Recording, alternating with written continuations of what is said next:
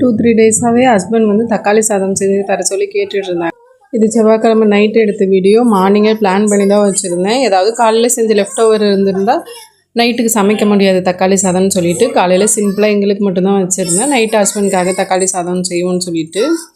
School படிக்கிற டேஸ்லேருந்து தக்காளி சாதமும் இந்த காலிஃப்ளவர் ஃப்ரையும் அம்மா ஸ்கூலுக்கு கொடுத்து அனுப்புவாங்க காம்பினேஷனாக. எனக்கு இந்த காம்பினேஷன் ரொம்ப பிடிக்கும். அம்மா கொஞ்சம் டிஃப்ரெண்ட்டாக தக்காளி சாதம் செய்வாங்க, ரொம்ப டேஸ்ட்டாக இருக்கும். அண்ணனுக்கும் ரொம்ப பிடிக்கும். 2 பேரும் கேட்டு வாங்கிட்டு போவோம் தக்காளி சாதமும் காலிஃப்ளவர் ஃப்ரையும்.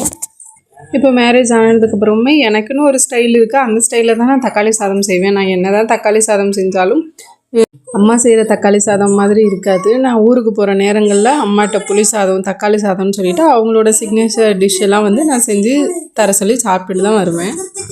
நம்மளோட ஸ்டைலில் சிம்பிளாக தக்காளி சாதம் குக்கரில் வச்சாச்சு.